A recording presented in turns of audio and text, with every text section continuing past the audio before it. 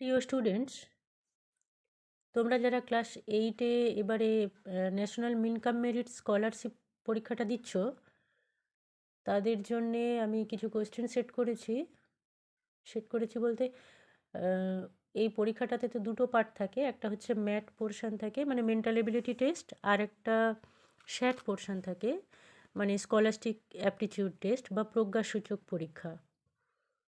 তো এই শ্যাট পোর্শনটাতে যে কোয়েশ্চেনগুলো থাকে, generally math, physical science, life science, history আর জিওগ্রাফি, সেই জিওগ্রাফি পোর্শনটাতে প্রায় 18-20টা মতো কোয়েশ্চেন থাকে।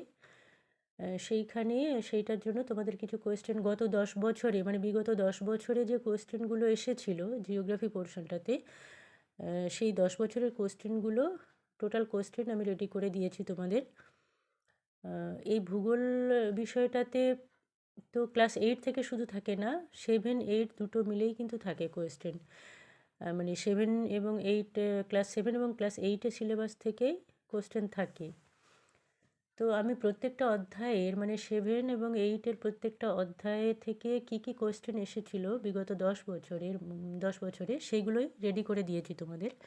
তোমরা এগুলো যদি দেখে যাও তাহলে এ থেকে কিছু কমন পেয়ে যেতে পারো, কারণ তোমরা এটা দেখবে যে কিছু কিছু কোয়েশ্চেন কিন্তু রিপিট আছে, মানে একই কোয়েশ্চেন পরপর এসেছে কয়েকবার। তো এগুলো যদি তোমরা দেখো তোমাদের কিছু উপকার হবে নিশ্চয়ই। প্রথমে ভূপৃষ্ঠে কোনো স্থানের অবস্থান নির্ণয়, এই অধ্যায় থেকে আমি এদিকে বাম দিকে সালগুলো লিখে রেখেছি, মানে কোন সালে কোন কোয়েশ্চেনটা এসেছে। আর কোয়েশ্চেনের অ্যান্সারগুলো, এগুলো তো অপশান দেওয়া থাকে 4টে করে, আমি অপশানগুলো লিখিনি, শুধু অ্যান্সারটা আমি লিখে রেখেছি কোয়েশ্চেনের সাথে। আচ্ছা, প্রথমে ভূপৃষ্ঠে কোনো স্থানের অবস্থান নির্ণয়। এখান থেকে জিপিএস, গ্লোবাল পজিশনিং ব্যবস্থা, একটি অত্যাধুনিক ব্যবস্থা যার সাহায্যে কোনো স্থানের অক্ষাংশ ও দ্রাঘিমাংশ সম্পর্কে জানা যায়। এটি সাধারণত ব্যবহৃত হয় না আমাদের বিদ্যালয়ে। সমতল জায়গায় যদি একটি লম্বা লাঠি পুঁতে দেওয়া হয়, তাহলে ওই লাঠির ছায়া সব থেকে ছোট কখন হবে? দুপুর 12টা। গ্রিনিচের অবস্থান ভারতের পশ্চিম দিকে হওয়ায় সেখানকার সময় ভারতের থেকে সবসময় 5.5 ঘন্টা পিছিয়ে থাকবে। যেহেতু গ্রিনিচ ভারতের পশ্চিম দিকে অবস্থিত, সেই কারণে সময়টা পিছিয়ে থাকবে এবং সেটা সবসময়ই 5.5 ঘন্টা। জলবায়ুর পরিবর্তন দেখতে গেলে আমাদের হাঁটতে হবে মূল মধ্যরেখা বরাবর। ভারতের নিজস্ব জিপিএস ব্যবস্থার নাম IRNSS। কোনো স্থানের স্থানীয় সময় যখন বিকেল 4টে, তখন ক্রোনোমিটারের সময় ওই দিন সকাল 6টা। স্থানটির দ্রাঘিমা কত? 150 ডিগ্রি পূর্ব হবে। কেন কি বিকেল 4টে আর ক্রোনোমিটারে তখন সকাল 6টা, অর্থাৎ সময়ের পার্থক্যটা হচ্ছে পুরো 10 ঘন্টা। তো আমরা কি জানি যে প্রতি 15 ডিগ্রি দ্রাঘিমার পার্থক্যের জন্য সময়ের পার্থক্য হয়ে যায় 1 ঘন্টা। তো এখানে 10 ঘন্টার জন্য কত হবে? তাহলে 150 ডিগ্রি দ্রাঘিমার পার্থক্য হবে। আর যেহেতু ওই স্থানটির স্থানীয় সময় তখন বিকেল 4টে, অর্থাৎ ক্রোনোমিটারের থেকে, অর্থাৎ গ্রিনিচের থেকে সময়টা অনেকটা এগিয়ে, সেই কারণে এটি পূর্ব দ্রাঘিমায় অবস্থিত হবে। আচ্ছা, নেক্সট হচ্ছে ভারতের প্রমাণ দ্রাঘিমা হলো 82 ডিগ্রি 30 মিনিট পূর্ব।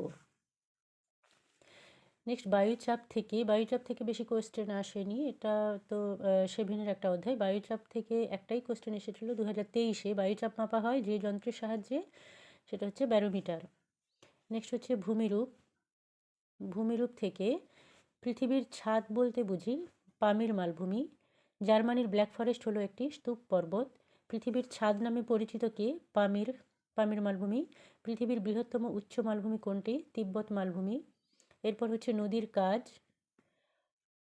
গিরিখাত তৈরি হয় নদীর ড্যাশ প্রবাহে, উচ্চ প্রবাহে। নিম্নলিখিত যে নদীতে বদ্বীপ নেই? আমাজন নদীতে। নেক্সট হচ্ছে শিলা অধ্যায় থেকে কাঠিন্য অনুযায়ী সবচেয়ে কম কাঠিন্যের খনিজ হলো ট্যাল্ক। রূপান্তরিত শিলায় গঠিত বিখ্যাত স্থাপত্যের নিদর্শন হলো তাজমহল। মাটি সৃষ্টির প্রাথমিক উপাদান হলো রেগোলিথ। কৃষ্ণ মৃত্তিকার বর্ণ কালো হওয়ার কারণ ব্যাসল্ট শিলায় সৃষ্ট। আমার মধ্যে উল্লম্ব দারণ ও ফাটল দেখা যায়, তাই প্রবেশ্যতা বেশি। আমি কে? পাললিক শিলা। নিম্নলিখিত কোনটি রূপান্তরিত শিলা? মার্বেল। ফসিল দেখা যায় পাললিক শিলায়।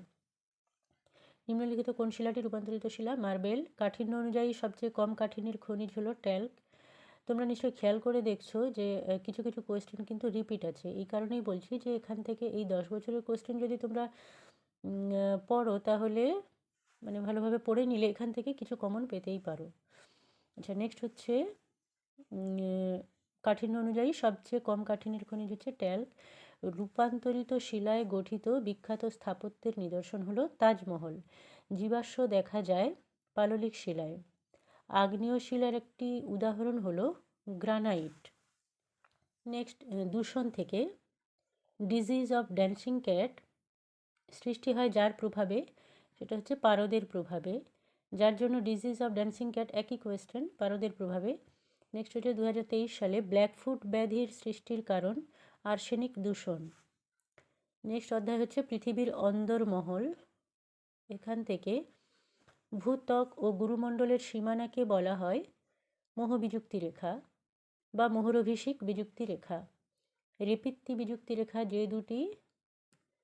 দুটি সীমানার মধ্যে আর কি, যে দুটি স্তরের মধ্যে, সেটা হচ্ছে ক্রোফের সীমা এবং নিফের সীমার মাঝে। রেপিত্তি বিযুক্তি অবস্থিত। একই কোয়েশ্চেন পরপর এসেছে 16 সালে এবং 17 সালে। নেক্সট হচ্ছে শিয়াল ও সীমা স্তরের মাঝের বিযুক্তি রেখাটি হলো কনরাড বিযুক্তি রেখা। রেপিত্তি বিযুক্তি রেখা একই কোয়েশ্চেন আবার রিপিট হয়েছে। কোন আগ্নেয়গিরিকে ভূমধ্যসাগরের আলোকস্তম্ভ বলে? স্ট্রম্বলি আগ্নেয়গিরিকে, ইটালির স্ট্রম্বলি। পৃথিবীর অভ্যন্তরভাগে কোন স্তরের ঘনত্ব সবচেয়ে বেশি? অন্তঃকেন্দ্রমণ্ডল। শিয়াল ও সীমা স্তরের মাঝের বিযুক্তি রেখাটি হল কনরাড বিযুক্তি রেখা। ভূপৃষ্ঠ থেকে ভূ অভ্যন্তরের দিকে উষ্ণতা বৃদ্ধির হার 1 ডিগ্রি সেন্টিগ্রেড প্রতি 33 মিটার গভীরতায়। নেক্সট হচ্ছে অস্থিত পৃথিবী। এখান থেকে অনেকগুলো কোয়েশ্চেন এসেছে। অস্থিত পৃথিবী তোমাদের ক্লাস 8-এর। এর আগেরটা যেটা ছিল পৃথিবীর অন্দরমহল, এটাও ক্লাস 8 থেকে। এখানে অনেকগুলো কোয়েশ্চেন, কিন্তু অস্থিত পৃথিবী থেকে অনেক কোয়েশ্চেন এসেছে গত 10 বছরে। আচ্ছা, প্রথমে 2014 সালে এসেছিল। এস তরঙ্গ কেবলমাত্র যে মাধ্যমের মধ্যে দিয়ে প্রবাহিত হতে পারে তা হলো কঠিন মাধ্যম। পম্পেই শহরটি যে আগ্নেয়গিরির অগ্নুৎপাতে সম্পূর্ণ ধ্বংস হয়েছিল বিসুভিয়াস। কোন পাতসীমানা বরাবর ভঙ্গিল পর্বত গঠিত হয়? অভিসারী পাতসীমানা বরাবর ভঙ্গিল পর্বত গঠিত হয়। যে আগ্নেয়গিরি থেকে কার্বন ডাইঅক্সাইড নির্গত হয় তাকে কি বলে? মফিটিস। যে আগ্নেয়গিরি থেকে কার্বন ডাইঅক্সাইড নির্গত হয় সেটাকে বলে মফিটিস। আচ্ছা, বোরিক অ্যাসিড নির্গত হলে সেটাকে বলা হয় স্যাফিয়নি। ভূমধ্যসাগরের আলোকস্তম্ভ বলা হয় কোন আগ্নেয়গিরিকে? স্ট্রম্বলি। লাভ তরঙ্গ যে তরঙ্গের প্রকারভেদ তা হলো এল তরঙ্গ। এল তরঙ্গকে দুটো ভাগে ভাগ করা হয়, একটা হচ্ছে লাভ তরঙ্গ আর একটা হচ্ছে র্যালে তরঙ্গ। এটা হচ্ছে এল তরঙ্গের প্রকারভেদ। মহিসঞ্চরণ তত্ত্বের প্রবক্তা হলেন অ্যালফ্রেড ওয়েগনার। প্রাথমিক তরঙ্গ প্রবাহিত হতে পারে যে মাধ্যমে? প্রাথমিক বা পি তরঙ্গ বলা হয় প্রাইমারি ওয়েভ। সেটা হচ্ছে সব মাধ্যমেই যেতে পারে, কঠিন, তরল ও গ্যাসীয় তিনটে মাধ্যমেই যেতে পারে। ভূমধ্যসাগরের আলোকস্তম্ভ কোন আগ্নেয়গিরিকে বলে? আচ্ছা, এটা হচ্ছে স্ট্রম্বলি। আবার রিপিট হয়েছে। ভূমিকম্পের কেন্দ্রের সবচেয়ে নিকটবর্তী ভূপৃষ্ঠস্থ স্থান হলো উপকেন্দ্র। ভূমিকম্পের উপকেন্দ্র। ভূমিকম্পের উৎস ও তীব্রতা পরিমাপ করা হয় সিসমোগ্রাফ যন্ত্রের সাহায্যে। হিমালয় পর্বতের উৎপত্তি শুরু হয়েছে আজ থেকে প্রায় 10 কোটি বছর আগে। যে আগ্নেয়গিরি থেকে কার্বন ডাইঅক্সাইড নির্গত হয়? মফিতিস। মহিসঞ্চরণ তত্ত্বের প্রথম প্রবক্তা হচ্ছেন অ্যালফ্রেড ওয়েগনার। প্রাথমিক তরঙ্গ প্রবাহিত হতে পারে যে মাধ্যমে? কঠিন, তরল ও গ্যাসীয় সব মাধ্যমেই। সানান্দ্রির চ্যুতি হলো এক ধরনের ট্রান্সফর্ম চ্যুতি। এরপর হচ্ছে আফ্রিকা মহাদেশ। আফ্রিকা মহাদেশ থেকে বেশি কোয়েশ্চেন আসেনি, এটা হচ্ছে ক্লাস 7 থেকে, 7-এর সিলেবাস থেকে এসেছে। বিখ্যাত মনুষ্যসৃষ্ট জলপথ সুয়েজ খাল এটি যুক্ত করেছে লোহিত সাগর ও ভূমধ্যসাগরকে। মনুষ্যসৃষ্ট বিখ্যাত জলপথ, আচ্ছা একই কোয়েশ্চেন, লোহিত সাগর এবং ভূমধ্যসাগরকে। আফ্রিকা মহাদেশের সর্বোচ্চ শৃঙ্গ হলো মাউন্ট কিলিমাঞ্জারো। নেক্সট হচ্ছে উত্তর আমেরিকা মহাদেশ থেকে। উত্তর আমেরিকা থেকেও অনেক কোয়েশ্চেন এসেছে। উত্তর আমেরিকা থেকে প্রথমে হচ্ছে পৃথিবীর কসাইখানা বলে শিকাগো শহরকে। পৃথিবীর দীর্ঘতম মহাদেশীয় হিমবাহ হলো আন্টার্কটিকার ল্যাম্বার্ট। নায়াগ্রা জলপ্রপাত অবস্থিত যে দুটি হ্রদের মাঝে? ইরি এবং অন্টারিও হ্রদের মাঝে। শিকাগো শহরকে পৃথিবীর কসাইখানা বলা হয়, এটি কোন হ্রদের তীরে? মিশিগান বা মিচিগান হ্রদের তীরে। বিশ্বের রাবার শিল্পের রাজধানী কোন শহরকে বলা হয়? অ্যাক্রন। পৃথিবীর কসাইখানা হলো শিকাগো। মৃত্যু উপত্যকা অবস্থিত রকি পার্বত্য অঞ্চলে, ক্যালিফোর্নিয়াতে। বিখ্যাত গ্র্যান্ড ক্যানিয়ন কোন নদীতে দেখা যায়? এটা হচ্ছে কলোরাডো নদীতে। বিখ্যাত নায়াগ্রা জলপ্রপাত যে দুটি হ্রদের মাঝে অবস্থিত? নায়াগ্রা জলপ্রপাত ওই যে ইরি এবং অন্টারিও হ্রদের মাঝে অবস্থিত। মৃত্যু উপত্যকা অবস্থিত ক্যালিফোর্নিয়ায়, রকি পার্বত্য অঞ্চলে। পৃথিবীর কসাইখানা বলে শিকাগো শহরকে। আমি এগুলোতে আর লিখে রাখিনি, কারণ এগুলো সব আগের মানে রিপিট হয়েছে কোয়েশ্চেনগুলো, সেই কারণে আমি আর লিখিনি। পৃথিবীর কসাইখানা শিকাগো। মৃত্যু উপত্যকা অবস্থিত ক্যালিফোর্নিয়ায়, রকি পার্বত্য অঞ্চলে। রকি পর্বতের পূর্ব ঢাল বরাবর যে উষ্ণ স্থানীয় বায়ু প্রবাহিত হয় তাকে কি বলে? চিনুক। নিম্নলিখিত নদীগুলির মধ্যে কোনটির উৎসস্থল রকি পার্বত্য অঞ্চল? কলোরাডো। নায়াগ্রা জলপ্রপাত অবস্থিত যে দুটি হ্রদের মাঝে? সেটা হচ্ছে ইরি এবং অন্টারিও হ্রদের মাঝে। বিশ্বের রাবার শিল্পের রাজধানী কোন শহরকে বলা হয়? অ্যাক্রন শহরকে। পৃথিবীর কসাইখানা হলো শিকাগো। পৃথিবীর বৃহত্তম মোটর গাড়ি নির্মাণ কেন্দ্রটি অবস্থিত ডেট্রয়েট শহরে, মার্কিন যুক্তরাষ্ট্রের। আচ্ছা, নেক্সট হচ্ছে দক্ষিণ আমেরিকা। প্রথমে হচ্ছে আর্জেন্টিনার পম্পাস অঞ্চলের বিশাল পশুচারণ ভূমিকে বলা হয় এস্টেনশিয়া। গ্রান চাকো বলতে বোঝায় ক্রান্তীয় তৃণভূমি অঞ্চল। ব্রাজিলের বৃহত্তম নদী হল আমাজন। ব্রাজিলের উচ্চভূমি ও আন্দিজ পর্বতের মধ্যবর্তী অংশটিকে বলা হয় ম্যাটোগ্রাসো মালভূমি। পৃথিবীর উচ্চতম হ্রদ হল টিটিকাকা। আচ্ছা, তোমরা এগুলো স্ক্রিনশট করে নিতে পারো, স্ক্রিনশট করে নিয়ে পড়ে নিতে পারো। আচ্ছা, নেক্সট হচ্ছে পৃথিবীর দীর্ঘতম ভঙ্গিল পর্বত হলো আন্দিজ। আর্জেন্টিনায় পম্পাস অঞ্চলে পশু খামারগুলি যে নামে পরিচিত এস্টেনশিয়া। দক্ষিণ আমেরিকার নিরক্ষীয় বৃষ্টি অরণ্য যে নামে পরিচিত শেলভা। পৃথিবীর দীর্ঘতম পর্বতমালা হলো আন্দিজ। গ্রান চাকো বলতে বোঝায় ক্রান্তীয় তৃণভূমি অঞ্চল। পৃথিবীর দীর্ঘতম ভঙ্গিল পর্বত হলো আন্দিজ। পৃথিবীর উচ্চতম হ্রদ টিটিকাকা, এটির অবস্থান হলো দক্ষিণ আমেরিকায়। নিম্নলিখিত কোনটি নাতিশীতোষ্ণ তৃণভূমি? পম্পাস। এখানে যেগুলো দেওয়া ছিল, যে চারটে অপশান, তার মধ্যে পম্পাস ছিল নাতিশীতোষ্ণ তৃণভূমি দক্ষিণ আমেরিকার। আর্জেন্টিনার রাজধানী হলো বুয়েন্স এয়ার্স।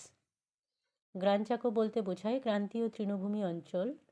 দক্ষিণ আমেরিকার নাতিশীতোষ্ণ মরুভূমি হলো প্যাটাগোনিয়া মরুপ্রায় ভূমি। পম্পাস তৃণভূমির পশুচারণ ভূমিকে বলা হয় এস্টেনশিয়া। পম্পেরও স্থানীয় বায়ু প্রবাহিত হয় ড্যাশ তৃণভূমি অঞ্চলে, পম্পাস তৃণভূমি অঞ্চলে। বাকি যেগুলো